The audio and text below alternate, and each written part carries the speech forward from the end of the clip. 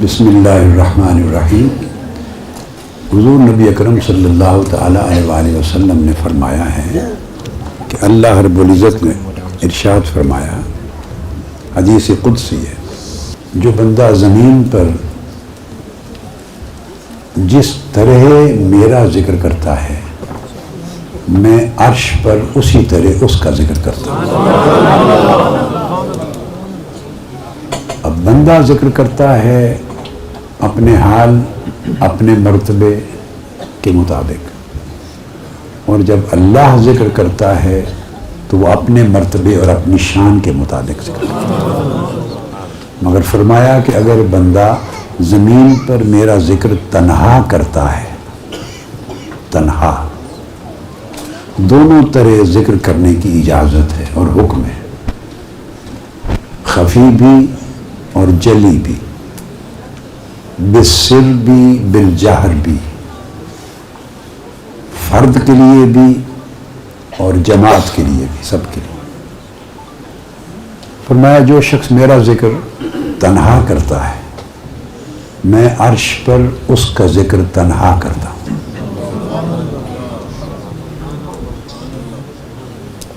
اور جو شخص زمین پر میرا ذکر اور بہت سے لوگوں کے ساتھ مل کر کرتا ہے، فی مالا ان کا لفظ استعمال فرمایا، حلقہ، جماعت، بہت سے لوگوں کے ساتھ مل کر کرتا ہے اجتماع میں، تو میں بھی اس کا ذکر اجتماع میں کرتا ہوں۔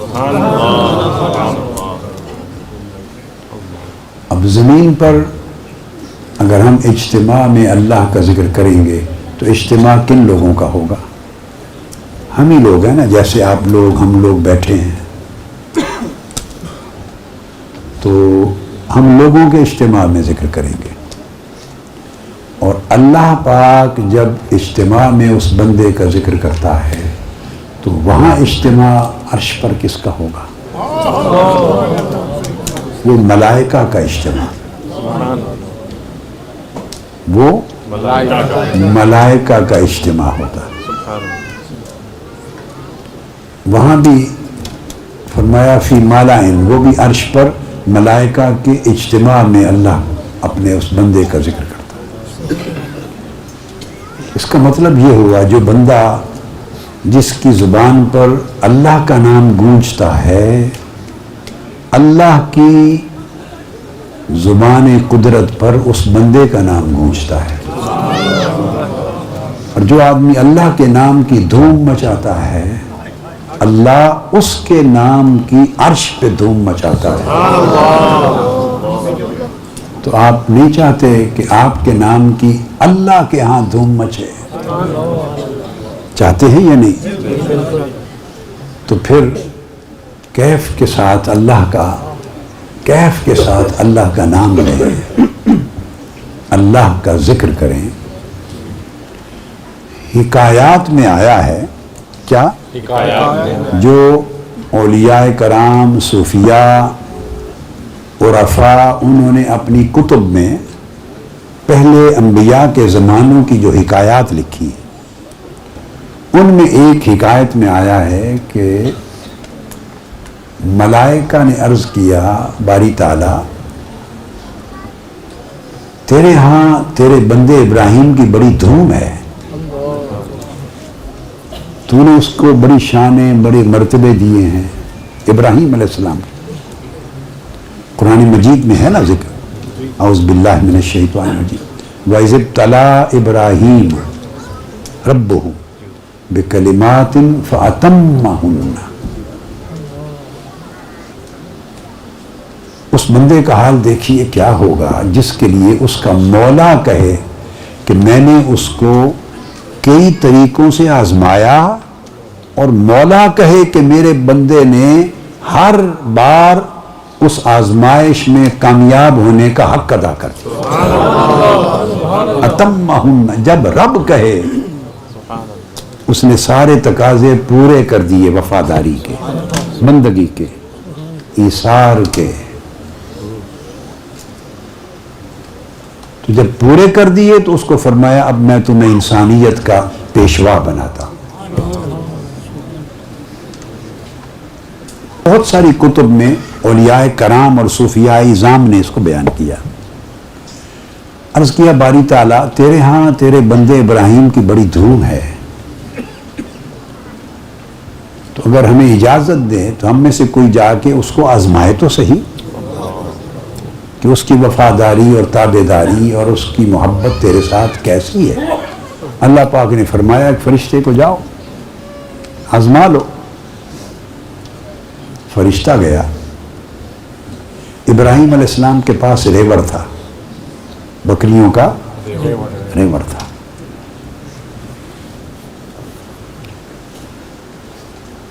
تو اس نے جا کے قریب ہی اللہ کا نام بلند کیا، بڑی خاص لحن کے ساتھ، بڑے ذوق کے ساتھ، کیفیت کے ساتھ، حلاوت کے ساتھ اللہ کا نام بلند کیا. کس کا نام؟ نہیں، اسی ذوق اور حلاوت سے کہے نا کہ سینے ٹھنڈے ہو جائیں. کس کا نام بلند کیا؟ آنکھیں بند کر کے کہیں اس سے بڑا کوئی محبوب نہیں ہے. ساری محبتیں عشق نیچے دھکے کھاتے ہیں، نیچے دھکے کھاتے ہیں. اس جیسا کوئی محبوب نہیں، اس جیسا کوئی حسین نہیں، اس جیسا کوئی جمیل نہیں، اس جیسا کمال کسی کا نہیں، اس جیسا جمال کسی کا نہیں. اس محبوب کا، حسین و جمیل محبوب حقیقی کا نام بلند کیا. کس کا؟ آنکھیں بند کر کے مجنونانہ طریقے سے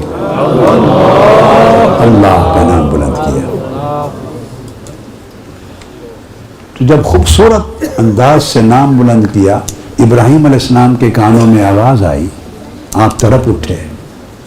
عاشق وہ ہوتا ہے جو محبوب کی آواز، اس کا نام سن کے طرف اٹھے. پوچھا یہ کون ہے؟ کس نے میرے محبوب کا نام؟ الاپا ہے، محبوب کا نغمہ الاپا ہے. تو وہ پوچھے تو فرشتہ تھا. اس نے کہا میں نے آپ کے محبوب کا نام نغمہ الاپا ہے. کہا کہ مجھے ایک بار اور سنا دو.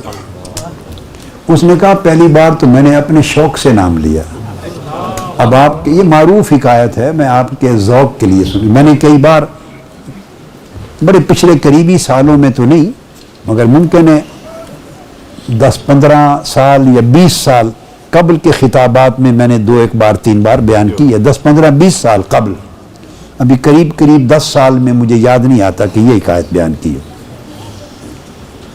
تو پہلی بار تو اس نے کہا میں نے اپنے شوق سے لیا، اب آپ کے کہنے پر، آپ کے مطالبے پر لوں تو قیمت بھی تو طے کر لیں نا، دیں گے کیا؟ انہوں نے کہا تم میرے محبوب کا نام ایک بار پھر سنا دو، آدھا ریوڑ لے جانا. اس نے پھر نام لیا. بولیے کیا نام لیا؟ نہیں، اسی طرح لے نا جو میں کہنا چاہتا ہوں، سارے مل کر لیں، مل کر. نہیں، لمبا کر کے مد کے ساتھ. اور پھر کیسے نام تیزی میں نہیں، بس پھر نام لیا. ابراہیم علیہ السلام نے آدھا ریوڑ دے دی. ریوڑ دے کے مستی میں چلے گئے. پھر جب کیف سے باہر آئے تو فرمایا کہ ایک بار پھر سنا دو میرے محبوب کا نام. اس نے ریوڑ لے لیا آدھا. اس نے کہا اب کیا دو گے قیمت؟ اس نے کہا باقی جو آدھا ریوڑ بچ گیا ہے یہ بھی لے جانا، ایک بار نام سنا دو. پھر دوبارہ نام لیا. کون سا نام لیا؟ نہیں، عاشقوں کی طرح سننا چاہتا ہوں، ایسے نہیں، روکھا نہیں، آنکھیں بند کر کے عاشقوں کی طرح نام لیں. آقا علیہ السلام نے فرمایا، ایک حدیث پاک ہے کہ اللہ کا ذکر اس طرح کرو کہ دیکھنے والے، اس زمانے میں منافق مذاق اڑاتے تھے مسلمانوں کا، کہ دیکھنے والے جو منافق لوگ ہیں اور اعرابی ہیں وہ دیکھیں اللہ کا ذکر کرتے ہوئے تو کہیں یہ مجنون ہیں، پاگل ہیں. فرمایا اس طرح اللہ کا ذکر کرو کہ نہ سمجھ دیکھے تو سمجھے پاگل ہو گیا ہے. کیا ہو گیا ہے؟ پاگل ہو گیا. تو اس طرح مجنونانہ، آپ تصور کر سکتے ہیں مجنون لیلا کا نام کیسے لیتا ہوگا؟ تصور کر سکتی ہیں؟ تو مجنو کا لیلا کا نام لینا، اس کی کیا نسبت کسی عاشق کے حقیقی کا مولا کا نام لینے کے ساتھ؟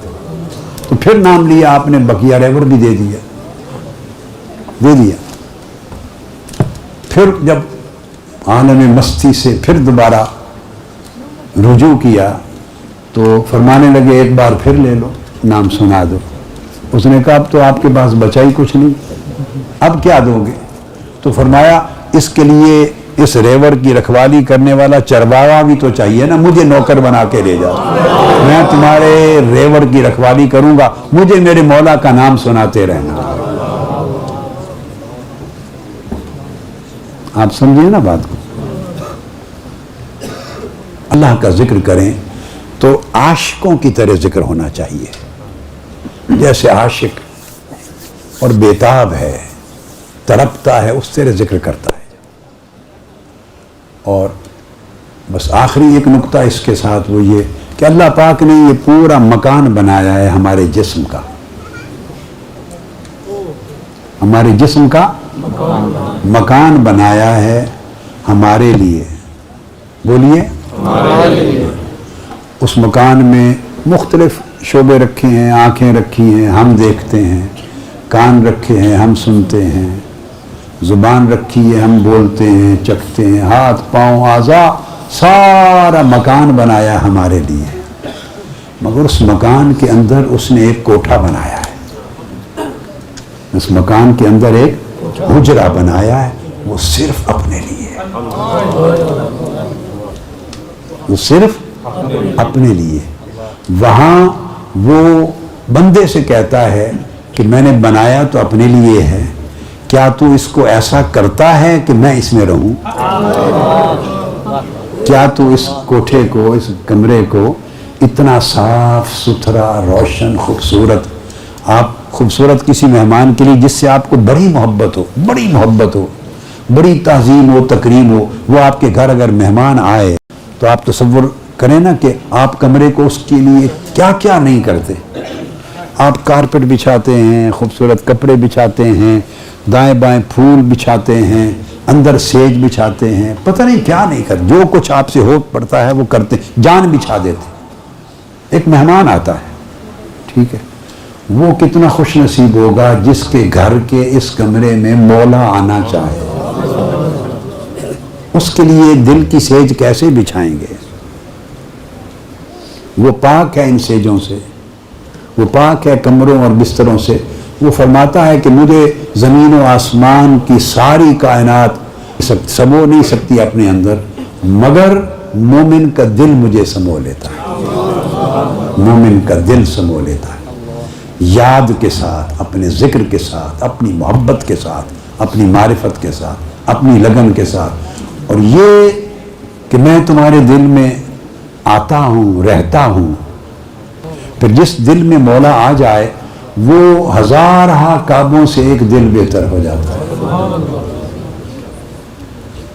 ہزارہ کعبوں سے وہ ایک دل بہتر ہو جاتا ہے، کیونکہ اس دل میں خود مالک مولا کی گزرگاہ ہوتی ہے، اس کا آنا جانا ہوتا۔ اس دل کو پھر ہر روز مالک 70 مرتبہ اپنے عاشقوں کے دل کو دیکھتا ہے، 70 مرتبہ روزانہ اس پر نگاہ ڈالتا ہے ہر روز، اور دیکھتا ہے کہ دل کا جھکاؤ کدھر ہے، دل کا التفات کدھر ہے۔ تو جس کو 70 مرتبہ مولا دیکھے اور ہر بار اس دل کو وہ پائے کہ وہ اسی کو تک رہا ہے، ہر بار جب دیکھے تو دل کو اپنی طرف ہی تکتا ہوا پائے، تو اندازہ کر لیں کہ پھر کرم کا عالم کیا ہو۔ بس اس تصور کو بٹھا کر پھر ذکر کریں اللہ کا، تاکہ یہ در و دیوار بھی سنیں، آسمان والی مخلوق بھی سنیں، پھر عرش بھی سنیں، اور آپ کا ذکر پھر اسی دھوم دھام کے ساتھ مالا اعلیٰ میں ہو۔ ایسا ذکر سننا چاہتا ہوں، میں یہی سننے کے لیے آیا ہوں۔